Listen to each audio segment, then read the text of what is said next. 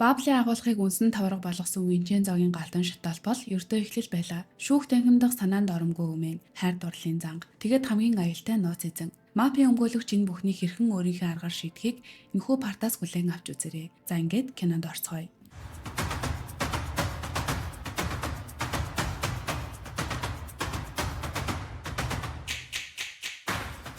Бабл хангамжийн агуулгыг галдаж ажиллаа бүтээсэн манай хэд санаа намарсан байртаа салах бол нөгөө тал Баблийн захирал уурлаж ахта. Энэ хэргийг би заавал зохицуулна гэдэгч бүтэлгүй дадлагчигч буюу Баблийн жинхэнэ бос дүүгээ алхаас наагуурын болно. Цаашдаа энэ дүрийг бүтэлгүй дадлагчигч гэхгүй зүгээр солиод гэд нэрлээд явчихъя. Солиод дүүтэй хандан. Зүгээр даалгасан ажлаа сайн хий. Миний утсан хүүхэлдээ төдий байж түрүүний галыг зүгээр л цахилгаанаас болсон гэж хэл гэхэд дүүн харин ахаасаа олдож машиндаа суугаад утсан хүүхэлдээ байгаа сайн хэрэг уцаа тасчих болохоор гэд их л заналтай хэлээд үлдэнэ. Винчензо чаяан өмгөөлөгч хоёр баяраа тэмдэглэж байхдаа цаашдаа галдан шатаах юм уу өөр хуулиас гадуур үйлдэл хийгээд байвал дорхноо баригдах болохоор хуулийн дагуу Бабалтай тэмцгээр болж дараагийн байгаараа Бабал химийг онилно. Баблийн захирал фитнес дээр бэлтгэл хийж байхад Винчензо түүнд ирж туслаад хөөх Жан хансаа захирал энэ штэ би таны үнэн шүтэн бишрэгч Бабал боломжгүй зүйлс гэж үгүй гэсэн ярьцлагч нь уушаад таны шүтэн бишрэгч болсон юм. Бүтээлч сүтгэл инновац бол эдийн засгийн өсгөгч хүч. Та Жорж Соросоос үлгэрлэл авдаг биздэй гэж Жан захирал. Юу Сорос үнэхээр миний хүндэлдэг хүн гэж хариулна. Винчензо өргөжлүүлэн дахин нэг хүний ижлэл хийлж түүнийг ч бас шүтдэг биздэй гэж Жан захирал. Тийм ээ би номыг нь уншдаг чи ихэн мэддэг юм байна гэж хариулснаар хоёр хүний ижлэлийг сольсон Винчензогийн зангад нунаж өөрийгөө Баблийн жинхэнэ эзэн биш гэдгийг торхноо бариад өгчдөг. Чөө өмгөөлөгч хун чаяан өмгөөлөгчтэй байнга хамт явахсан Винчензог ямар хүн болохыг тандахаар чаяаны ажил дээр ирэхэд тэнд нь нам туслах. Би Винчензо байна гэж гисэн сууж байдаг. Хатуу самар чөө өмгөөлөгч завлан үтсэн цайраа, тослогтой ус, зориггүй харц, барцгаар арьс, эв хавгүй уруул гэж бодсноо Винчензо биш болохыг мэднэ. Цэцэг үлдээчгээд гарч явахдаа манай хоёртой таарч Винчензог хараа шууд мэдээд буцаж хуулийн фирм рүү норно. Чөө өмгөөлөгч чаяан тандан чамайг шинэ хуулийн фирмээ нээж байгаа болохоор бэлэг болгож байнга услаад байх шаардлагагүй өгдөггүй цэцэг аваад ирлээ. Танаа хуулийн фирм энэ цэцэг шиг өгөхгүй байх хэрэгтэй. Хөөхгүй байхын тулд увайгүй тэнэг үйлдэл хийлгүй яг л өгсөн хүн шиг чимээгүй оршгож сануулчаад явдаг. Вүүсан хуулийн фирмийн захирал Жан захирлын тушаалаар солиотыг үндсэн ажилтан болгох бөгөөд өөрөө томилгоо хийчгээд бүтлгүй тэнийг царайгаа гарган жүжиглээд л энэ солиот яг ямар санаатай ингэж байдаг юм бөө мэд. Манай хэд Бабл химийн үйлдвэрийн булхайг ярилцсан суун. Бабл химийн үйлдвэрээс хохирсон нийт 42 хохирогчдоос 9 цусны хавдраар нас барсан байх бөгөөд BLST гэх бодисонд орсон тодорхой болно. Энэ бодисыг Америкт нийцсэн улс хортой нөлөөллөөс нь болоод үйлдвэрлэгээ болсон ч хохирогчдын өмгөөлөгч эмнэлэг хэвлэл мэдээллийнхэн хүртэл Бабл химийн үйлдвэрийн тал учраас одоо хүртэл сөрөг нөлөөгөө мэд явсаар иржээ. Винчензо эхлээд хохирогчдын өмгөөлөгчөөр ажиллах хэрэгтэй гэж үзээд одоо байгаа хохирогчдын өмгөөлөгчдөр очиход нөгөөх нь үйлчлүүлэгчдээсээ татгалзах хүсэлгүй байгаагаа хэлнэ. Чаяан тэр өмгөөлөгчөөс үйлчлүүлэгчдээсээ татгалзах өргөдөл бичээд маргааш гэхэд явуул гэх бол Винчензо харин хэрвээ явуулахгүй бол хэн сонсохгүй эзгүй газар руу явуулчихсан шүүгээс үрдүүлчихэд явдаг. Чаяан өмгөөлөгч хохирогчдтой уулзаж Баблийн эсрэг заргалдахаар ятгана гэд өөртөө их л итгэлтэй байх бол Винчензо хэцүү байх болно гэж эсэргүүцснээр манай хоёр чадан чадахгүйгээд мөрөцөж хожигдсан нэгнээ наслаж идэхээр тохирно. Чаяан хохирогчтой уулзаад уйлж аргадаж хамаг аргаа хэрэгсэн ч хохирогчд нь угаасаа ялахгүй тоглоомоор оролдож байхаар тохиролцооны мөнгө аваад сална гэд бүр шийдчихсэн байдаг. Жан захирал руу солиот залгаснаа сэтгүүлчдийг цуглуулад BLST бодисыг худалдаанд гаргаж тэргүүлэхэд бэлэн байгаа гэж мэдээ засах тушаал өгөх бөгөөд яг тэр хэвлэлийн хурал нь болж байх үеэр Жан захирлын гар барихаар очсон судлаач түүн рүү цусаар бүлжчихдэг. Жан захирал ямар новшин вэ гэснээр сэтгүүлчдийн өмнө судлаачийг биш өөрийгөө эмнэлэг рүү яаралтай авч явахыг ажилчдаа тушаана. Мөрөөцөд ялсан Винчензо гар мөрөө суллаж няслах бэлтгэлээ хийж байгаад няслах гэж чаяан өмгөөлөгч рүү ойртоод түүнийг ширтэж байснаа инээж туханд нь хуруугаараа хүрх айцнаа хичээсэн ч алдчихлаа гэж хэлдэг. Энэ үеэр солиот Вусаны жинхэнэ ажилтан болсон гэд чаяан дээр ирээд хамт тоолохоор болж Винчензог Итали хүн болохоор халуун ногоотой хоол идэж чадахгүй л байлгүй дээ гэж үгээр идэж байгаад хамтаа явахаар болцгоодог. Винчензогийн талаар илүү их зүйл мэдэх гэж ирсэн л тодорхой. Цусаар бүлдсэн судлаач Кимгэ Плазагийн хийдийн ламтангийн хар багийнхан найз байж таарах бөгөөд эмнэлгийн захирал ламтанд тамхи хийхээр татаж хит ядартлаа ажилдаг болохоор цусны хор тавдар туссан гэж тайлбарлана. Ламтан манай найз тамхи хаяал татдаг. Яг их ажилдаг байсан ч тэгж их нөлөөлнө гэж үү? Тэр Бабл компанид ажилдаг. Ажлаасаа болоог байгаа гэхэд эмнэлгийн захирал Бабл компани ажлаа маш нухацтай хийдэг. Хэрвээ ажилд нь асуудал байсан бол танаа найз зааврыг буруу дагсан байх гэд хинэгчгүй хариулна. Ламтан түрээслэгчдийг цуглуулчихсан найзхаа өвчний талаар ярилцсан. Чаяан Винчензо нам тослог 3 тэдэнд цусны хавдар нь BLST гэх бодисноос болсон. Хэмүү эмнэлэг ил биш цаагаараа Баблийн өмч болохоор хохирогчдод худал он шилдэг. Хохирогчд нь ялахгүй гэдгээ мэдэж байгаа болохоор тохиролцоог илүүд үздэг гэд бүх булхайг нь хэлж өгнө. Ламтангийн найз бүх түрээслэгчдэд тусалдаг үнэхээр сайхан сэтгэлтэй хүн болохоор түрээслэгчид бүгд түүнд санаа зовж туслахыг хүснэ. Энэ үед үргэлжил бясалгал хийж суудаг ламтан босч ирээд хэдэн тусламар байгаагаа хэлэх бөгөөд үзэгдэл солигдоход нөгөө хохирогчдод туслах нэрээр Баабалтай хувилсан өмгөөлөгчийг хохирогчд дээр ирэхэд манай хоёр ламтан залбирал үлдэж өмгөөлөгчийг чөтгөр гэж дуудана. Тэр өмгөөлөгчийг ламтангуудад хөөгдөд гарч ирэхэд Чаян Винченцо хоёр үүдэнд нь хохирогчд түгээр өмгөөлүүлэхээс татгалзсан бичгийг нь бариад зогсож байдаг. Чаян Вүүсанд ажилладаг өмгөөлөгчөөс энэ өмгөөлөгчийн фирмийг Вуусан худалдаж авсан тухай яриаг нь бичлэг хийгээд хохирогчдод сонсгосноор хохирогчд үннийг мэдэж өмгөөлөгчөөсөө татгалзсан байлаа. Винченцо өмнө нь өмгөөлөгчийн оффист нь очихдоо нууц цэвнийх нь байршлыг олж мэдсэн байсан болохоор нууц хөрөнгийг нь авч хандавлаад будалдагдсан өмгөөлөгчийг хилж байснараа ухаан алдуулж байгаад хөнгөн арал дээр аваачаад орхичихдог. Чаян Винченцо хоёр Вуусан хуулийн ферм дээр явж чад Бааблийн хохирогчдыг өмгөөлөх болсноо дуулгаж Винченцо албаар чөө өмгөөлөгчд өөрийгөө илчилэхэд чөө өмгөөлөгч Баабалтай холбоотой бүх хэргийг өөрөө хариуцаж ажиллахаар болох бол солиод манай хоёрын араас ихчээ харж үзээд байх хэцүү байна гэд үлддэг. Манай хэд шүүх хурал яллах баттай нотлохой байхгүй болохоор шүүх хурлыг цуцлах эсвэл хойшлуулахгүйгээр оролцож байгаад хүчингү болох гэд өөрсдийнхөө аргаар үзэхэр болно. Шүүх хурлын сонсголын эхний өдөр болоход хэм цэвэрлэгээний хувцсыг нэмдүүдэж өгч тоотоо тоогооч амттай хоолоор дайлаад анх удаа Винченцогоос таата үнэлгээ авч ламнар залбирал үлдэж байгаа харагдана. Шүүхийн гадна Вүүсаныхан ирэхэд сэтгүүлчид тэднээс Бааблийн хохирогчдын талаар асуусан чөө өмгөөлөгч ор үндэслэлгүй зүйл яагаад хүчгүй ядуу хүмүүсийн үнэн гэж бодоод итгээд байдаг юм бэ гэж гүрийж байх үеэр манай хоёр Винченцогийн ламботоо ирснээр бүгдийн анхаарал манай хоёр руу шилжинэ. Шүүхийн гадна Кимгэ плазагийн түрээслэгчид ирж суул зарлан бүжигчин залуу Улаанбадаг ашиглаж бөөлжөд өглөө гэд бүжиглэснээр өнөөдрийн эхний үзүүлбэр эхэлнэ. Ингээд 6 дугаар анги эхлэхэд Чаян өмгөөлөгчийн өмгөөлөх ээлж ирэхэд амьсгалан давхцаж сандарч байснаа ухаан алдан үнэн. Шүүгч уг нь нэхэмжлэгч талын өмгөөлөгч байхгүй шүүх хурал явагдахгүйч өнөөдрийн шүүх хурал нь нөхцөл байдлаас үүдэн хойшлуулахад хэцүү учраас өмгөөлөгчийн биеийн байдлыг харж байгаад оройч хамаагүй үргэлжлүүлэн гэхийг сонсон Чаян гот үсрээл босоод ирнэ. Ингээд манай хэдийн сэтсэн 2 дахь үзүүлбэр амжилтгүй боллоо. Дараагийнх нь төлөвлөгөө бол тогийг нь таслах байх бөгөөд шүүх хурлын тэмдэглэл хийгээгүйд үргэлжлүүлэх боломжгүй гэж тооцсонч ноутбукээр орлуулснаар мөн л бүтлгүүтнэ. Сүүлийн арга нь танхимд авчирсан авраг зүгий. Авраг зүгийнөөс айсан хүмүүс бүгд сандралдан гарч ирэхэд шүүгч бос зогсоод чимээгүй байхыг сануулan орилох бөгөөд зүгийнөөс шууд шүүгчийг чиглэн ниснэ. Үргэлж Бааблийн талд шийдвэр гаргадаг шүүгчийг шоглохын тулд түүн дээр зүгийн балтаа ус асгаж зүгийнүүдийг шүүгч рүү дайруулсан нь энэ байлаа. Нүд ам нь дов балтлаа хавдсан шүүгч иргэн орж ирээд шүүх хурлыг 7 хоног хойшлуулснаар манай хэдийн төлөвлөгөө амжилттай боллоо. Хун өмгөөлөгч нас барахаасаа өмнө сар болгоны сүүлийн мигмар гарагт Винченцогийн ээжийг иргэдэг гэдгийг нам туслахаас сонссон Винченцо хорхроо очдог. Ээж нь надтай уулзахаар хүн ирэхгүй гэж бодож байлаа, ирсэнд баярлаа гэд Винченцо. Надад талархах хэрэггүй. Цаашаад хүн ирж чадахгүй гэдгийг хэлэхээр ирсэн юм. Хилмигдүүлсэн гэдгийг чинь ойлгож байгаа ч яаж амьдарсан болохоор нэг ч гэсэн туслах хүнгүй байдаг юм бэ гэж хэлнэ. Ээж нь миний амьдрал шалтгаар дүүрэн байсан. Ингэж амьдарсан дуушлаараа өмгөөлөгчөө гэсэнд Винченцо надаас уучлалт гуйх хэрэггүй.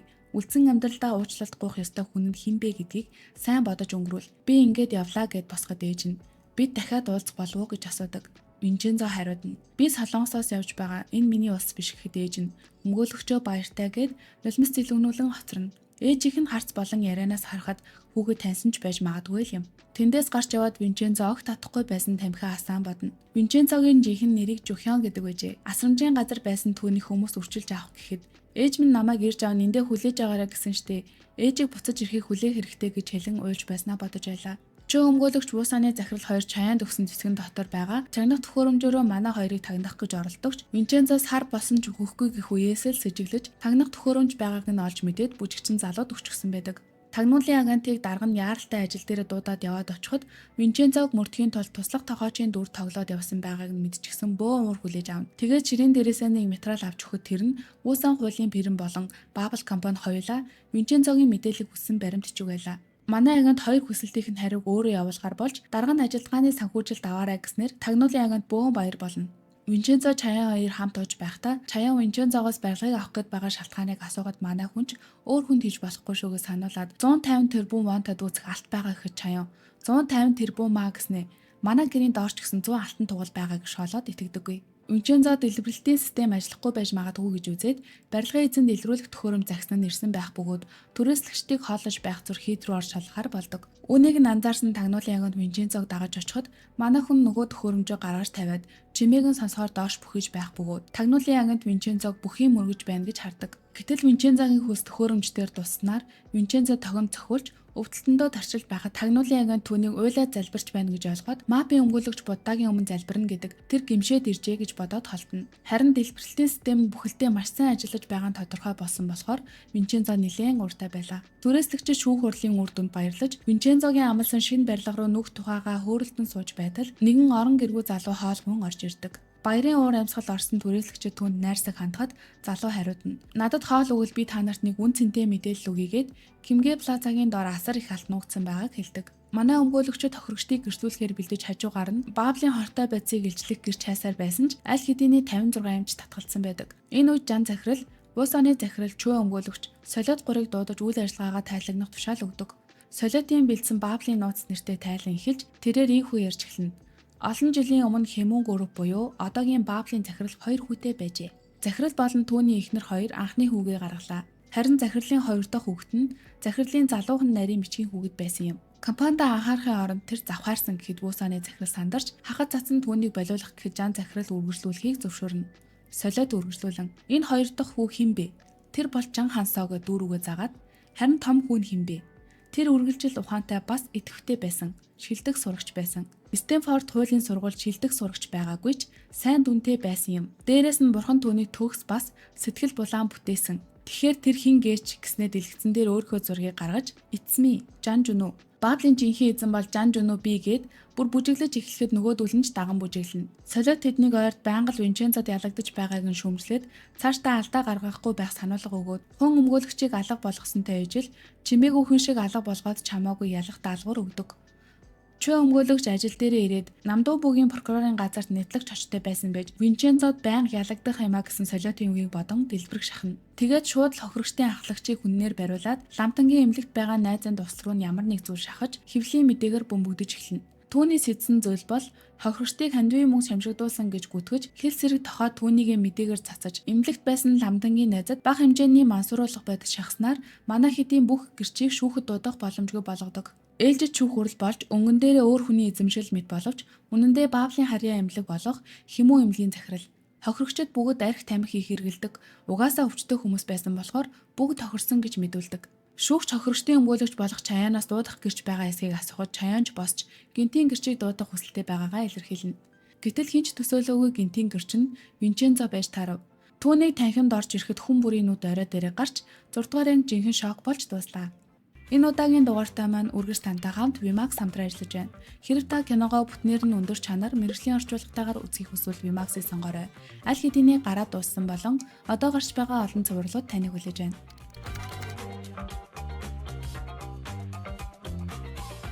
Vimax үргэлж тантай хамт.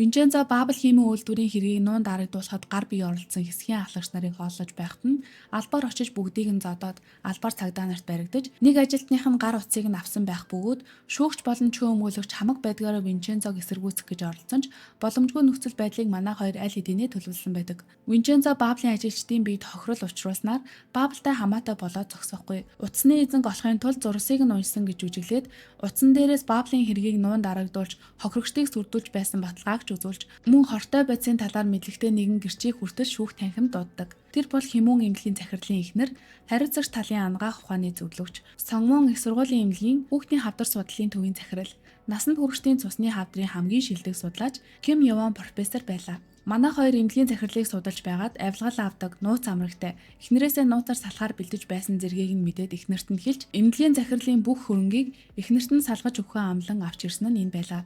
Хэмүн эмнэлгийн захирал гадны эмч рүү хортой бодисын нөлөөний талаар мэйл илгээж түүнийг нь эхнэртэй сайн найзууд байсан гадны эмчл авлах зорилгоор эмнэлгийн захирлыг эхнэрлүү илгээсэн байснаар тухайн мэйлийг нотлох баримтаар оруулснаар хөдөлшгүй нотлох баримттай болно. Эхнэр нь нөхрийнхөө шүүгэнийх нь үднээс олдсон хар тамхиг гаргаж ирээд мөн эмнэлэгт байсан ламтангийн найзад ч хар тамхи тарьсан байхыг үгүйсэхгүй гэх зэргээр нөгөө талыг бүр будаа болгоно. Шүүхийн танхимд манай гэрч нөхрийгөө зодож 9 шидээр харааж ёстой хамаг бодлоог нь дэлгэлээ. Үүнийг нь харсан Солиот инээх уурлах зэрэгцэж дүүгээ дуудаад маргааш шууд хэвлийн баг хурал зарлаад бүх буруугаа хүлээн уучлалт гуйж хохирогчдын хохирлыг барагдуулах даалгавар өгнө.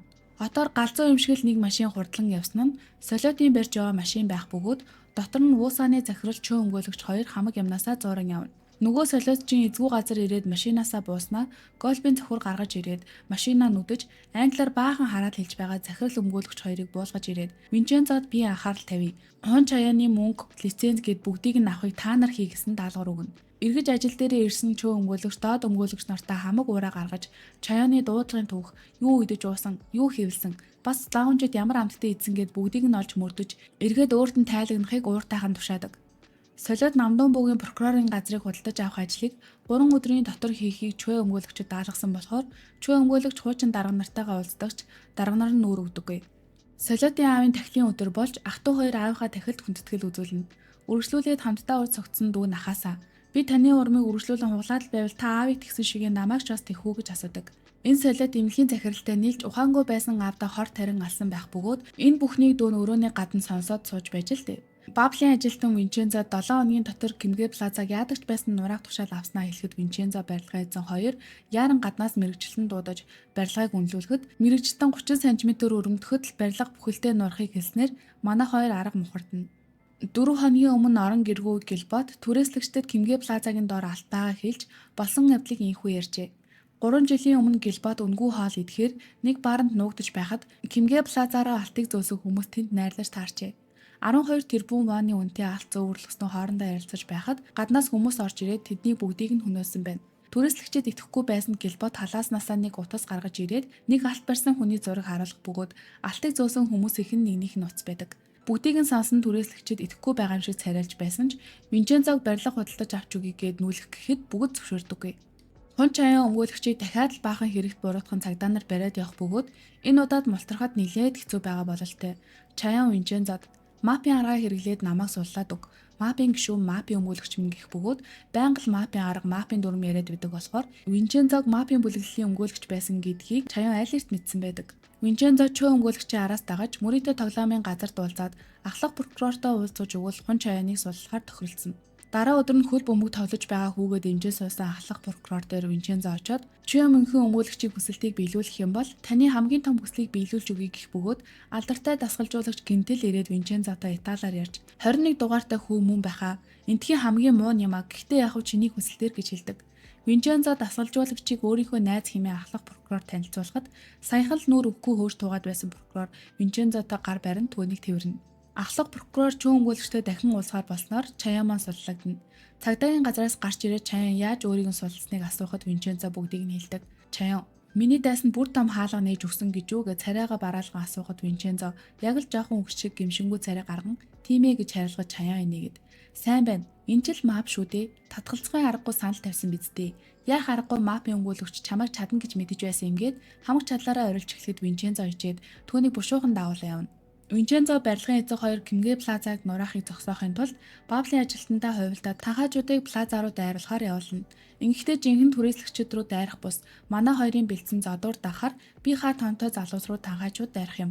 Танхаажуудыг дайрч байх үеэр бичлэг хийж олон нийтэд цацаад барилгын нураахыг зогсоох гэж төлөвлөсөн нь энэ байлаа. Гэтэл хуурамч залуусын нэг нь ковидын 1-р хавтал болсноор улаан хүрэмтэй автобус дүүрэн хүмүүс бөгөөд буцасгаах бөгөөд үнийг нь мдээгүй танхаачууд арх аваад явж байсан тусгайгийн ажилтан улаан хүрэмтэй байгааг хараад шууд л зодож эхэлдэг. Винчензогоос тэдний бичлэгийг хийх даалгавар авсан түргэн хааллын газрын инженерхүү яаран гүйж орж ирээд ээлжийнхэн төрсөн өдрийг тэмдэглээд халсан түрээслэгчдэд энэ тухай хэлдэг. Манай согтууд түрээслэгчид улаан галзуу юмнууд гарч очиод тэрүүгээр нэг бөөн зодон болох бөгөөд манай түрээслэгчид танхаачуудыг бүр будаа олгож явал яах вэ? Энэ үеэр Винчензороо барилгын эзэн залгаад залуус буцсныг хэлэх бөгөөд утаа намжаад хартал дүр зураг нэг иймэрхүү. 8 дугаар анги эхлэхэд цагдаагийн газар танхаачуудыг хороод түрээслэгчдийг байцааж байх бөгөөд Винчензо сурагчийн утсан дээрээ бичсэн бичлэгийг үзүүлээд манай хэд цагдаагаас гарч ирэн хамтдаа хоололдог. Солиод чөө өмгөөлөгч Уусаны захирал хоёртой уулзаад Намдун бууг худалдаж авах ажлыг Винчензо хийсэн биз дээ. Винчензо ахлах прокурорыг яаж найрсныг мэдхүү. Винчензо хөл бөмбөгдөө муу ахлах прокурорын хүүг Италийн Милано руу явуулсан. Чамшиг прокурор байсан өмгөөлөгчийн үйлдэл тодорхой штэ. Энэ зэрэгтэй бол ажлаасаа гарах хэрэгтэй юм шүү гэхэд чөө өмгөөлөгч уурлаж. Захирлаа. Та намайг машиндаа үлдээн цоожулж, намайг ичвүтэр байдалд оруулсан ч би яагаад гарахгүй байгааг мэдэж байна уу гэснээр босоод. Зүгээр ингэж гарчих юм бол би эцэндээ өвчих юм шиг байна. Би гарах юм бол уулан дээр очиод дүүжилж өгнө. Би ч гэсэн тань шиг төрснөөс хойш ялагдаж үзээгүй хүн. Яаж ч байсан хідэн зугаар нь хариу барина. Тэгчгээ цэвэрхэн ажлаасаа гарах болно. Гэтэл юу гинэ? Миний чадвар дутмаг байна гэсэн үү? Тийм ээ, миний чадвар тийм зэрэгтэй. Түүгээр юу ч болж исэн ялах болно гэд хашигчан хэлэхэд солиод босч ирснээ инээд алдаж тийм ээ энэ штэ үүнийг л хүлээж исэн. Надад өмгөөлөгчөөс илүү миний чөтгөр болж өгөх хэрэгтэй гэж хэлнэ.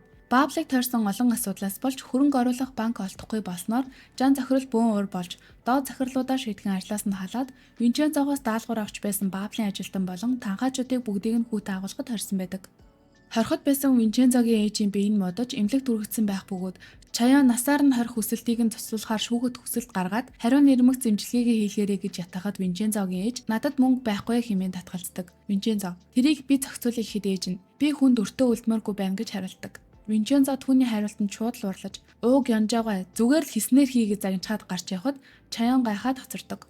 Нөгөө талд чөө өмгөөлөх солиотын даалгавраар хөрөнгө оруулах банк хайсаар өмнө нь прокуророор ажиллаж байхдаа маш олон хэрэгүүдийг нь дарж өгсөн банкны захирлыг сүрдүүлэн Баабалд хөрөнгө оруулалт авахар болдог. Барилгын эзэн нас барсан алтны эзний солонгон бүрхөвчийн мэдээлэл Хятадд байж болох талаар олж мэдсэн байх бөгөөд Винчензод энэ талаараа мэдэгдэж барилгын эзэн Хятад руу хакеруудын хамт явахар болдог. Винчензогийн ээжийг насаар нь хорих шийдвэрийг шүүх цуцалсан байх бөгөөд түүн дээр банкны захирал эргэлтээр ирнэ. Винчензогийн ээжийн алсан гэгдээд буй захирлын хүүн энэ банкны захирал байдаг. Банкны захирал Винчензогийн ээжид товтуутай мөнгө өгөхдөө өөртөө болон оршуулгадаа хэрэглэхэд хангалттай хүрнэ. Дав заалдах гэх мэт дэмий зүйлээр тамираа өрөх хэрэггүй гэж байтал гаднаас Чаян орж ирнэ. Банкны захирал Чаянтай үг шидэлцэж байхад Винчензогийн ээж банкны захирал хэлэх үг байна гэж өөртөө ойртуулад чи юм уу намайг шоронд оруулсан гэд өстөж байгаад тавихад салгах нэрээр далимдуулаад манай Чаянч бас үснээс нь зулгаачихсан байдаг. Мэдээгээр банк сүрэх гэж байсан Баабал гүрвт хөрөнгө оруулахаар болсон тухай мэдээ гарахад манай хэд банкыг судалж эхэлнэ. Банкны захирал ижил хөөстөн байх бөгөөд үерхэж байсан залуусаа зодож 4 удаа шүүхэд дуудагдж байсан ч үүсэн хуулийн перим хэргийг нь дарж чөө өмгөөлөгч тэр үед прокуророор ажиллаж хохирогчт нь харин өөрсдийнхөө ижил хөөснөө сонирхдаг мэдээллийг ил гаргахгүй тулд чимээгүй болдог байж Баабалд хөрөнгө оруулах шалтгааныг нь манай хэд инхүү ярилцаад Чаян банкны захирлын харцыг булаах эрэгтэй хүн ашиглаж тэднийг буулгаж авах санал төвшүүлнэ. Тэр эрэгтэй царайлаг, гялалцсан нүдтэй, өөгүй цагаан арьстай, залуухан, байглаараа бас ухаантай, зөөлөн хоолой, найрсаг ярианы өнгө ойстой хүн байх ёстой гэд Винчензороо ширтгэд Винчензо Чаяны санааг ойлгоод ууж байсан юмдаа хахаж цэцэн эсэргүүцдэгч хөрөнгө оруулалтыг болиулж ууг янжаагийн өшөөг авах ёстой гэсэн Чаяны үгэнд орон аргагүй эрхэн зөвшөөрдөг. Ингээд банкны захирлыг өргөх төлөвлөгөө эхэлж морь унахаар ирсэн түүн дээр Винчензо ирэн яриа үзснээр банкны захирал Винчензод анхны харцаар дурлана. Эмэгтэй хүн байтугай эрэгтэй хүнч дурлахаар байхад яалтай билээ дээ. Винчензо банкны захирлын биен дээр сүрэл наалчхаж гээд авч өгтөө албаар хүзүүнд нь хүрч моригч нь унаж үзэж болох үхэд нөгөөх нь тийм ээ хүснээрээ догшин байж болно гэдэл. Тэгснээ Винчензог мориг нь унаж байхад хүрмийг нь үнэрлэж энтер. Винчензо морины жүжигчний ажилтан болон дүрээ хувилгасан Чаянд орой хамт ууя гэсэн. Би чадахгүй хаа. Бодох төдийд би арзааж байна гэхэд Чаян. Чи бол мафийн өмгөөлөгч. Чи хүчтэй босдог. Бага хизээж алдаж байгаагүй. Чи ийм л хүн Винчензо Касано гэж сумалж байгаад явуулна. Оройн банкны захирал ууд суугтаа Винчензог цоо ширтэж, захирал манай хэдийн зохиос нэг үедээ Тэхүү гэх нэрийг хараад баярлаж айлгүй дээд бүрсүүд. Нэг үедээ нэр нь дуртай юм гин л дээ. Винчензоч Чаян нам тослох хоёрын заавраар мөн нүүр өх үедээ өгч нэг болцол байна. Бизнес хамтрагчид болохгүй бай. Зүгээр дотны найзууд болж ажил ярихгүй байцгаа гэснээр захирал Винчензод бүр ч илүү итгэнэ. Нилээн уурж сууж байгаад Винчензо би чамд татаархаж байна шүү. Ийм залуухан байж яаж тийм том банкны захирал болсон юм бэ гэхэд нөгөөх нь Винчензогийн хажууд сууж түүнийг сандалтай татаж ойртуулад манай аав Шингуан санхүүгийн албаны захирал байхдаа намайг банкны захирал болохыг эсэргүүцдэг байсан. Гэхдээ тэр бол жигшүүртэй завхай хүн. Доор ажилладаг ажилчид нь эсвэл гэрийн үйлчлэгч бүгдтэй норооцолдог байсан. Тэгээд нэг өдөр тэр гэрийн үйлчлэгчээ бэлгийн дарамтанд оруулж байтал тэр эмэгтэй нүггүй гэж хэлээд тэмцээд түүнийг түлхчихсэн. Ээж үүнийг нууцаар харж байсан гэсэн хаалганы завсраар аа босож чадаагүй. Тэгээд бүр яасан гэж ээж бүр 103-аас залгаагүй аавыг хүлчихсэн. Хэрвээ хурдан мэдээлсэн бол 10 минутын өмнө ирсэн л бол түүнийг хагалгаанд оруулж болох байсан гэж юм хэлсэнгээд Винчензогийн ээжийн хэргийн хамаг булхаагаа ярих бөгөөд Винчензо ээж чинь яагаад түргэн дуудаг юм бол гэж асуухад захирал. Ээж минь анхнаасаа л Шингуан санхүүгийн байгууллагыг удирдах хүсэлтэй байсан. Тэгээд л түүний хүсэл биелсэн. Гэрээ үйлчлэгч нь аавыг минь хөнөөсөн хэрэгтэн болж хоронд орсон. Тэхүү чи хүмүүст үннийг мэдгдүүлж болохгүй шүү. Манай гэр бүлийн нэр хүнд унаж болохгүй тийм үү гэж асуудаг. Винчензо тийм ээ танаа гэр бүлийн нэр хүнд гэснээ уур нь хүрсэн бололтой захирлын гаранд шууд хүрээд амралтын өдөр болзоонд өрнө. Хоёр залуу парк дээр болцож байхад захирал далимдуулан юм л бол Винчензогийн гараас хөтүүлж тэрвэрч зомбинаас айдаг гэж дахиад л тэрвэрч энэ нь Винчензод тухгүй байгаа нэлт. Орой болж болцоо дуусгаад Винчензо уруу царай гаргаж Баабалд хөрөнгө оруулах гэж байгаа мэдээ уншаад уурсан боломж үжиглэж тийм муухай газар хөрөнгө оруулаад чамайг хохирох вэ гэсэндээ л гэхэд нөгөөх нь бараг үнсгэнэ. Винчензо хоёлаа дахиад уулзахгүй бай. Би амлалтаа зөрчиж ажил ярьсан гээд машинаас буу алхахад захирал сандран бууж ирээд Винчензогийн араас тэрвэрч аваад битгий яваач гэж гуйдагч Винчензо дагах хэрэггүйгээд түүнийг орхин явна. Хаягдсан захирал Винчензогийн хуурамч офисын гадаа ирээд түн рүү байн залгадагч Винчензо түүний дуудлагыг авдаггүй. Чаян Винчензод хоол авчирт хэд хамттай хооллох зураа Чаян захирлыг 5 цаг гадаа хүлээснийг мэдээд тоглоомор. Хүнийг хайрлах гэмт хэрэггүйхэд Винчензо бусдыг хорлож гэмтээдэг хүмүүст хайрлах эрх байхгүй гэж хариулдаг. Чаян үргэлжлүүлэн. Тэгвэл өмгөөлөгчтэй хайрлах эрхтэй юу гэж асуухад Винчензо хариулдаггүй.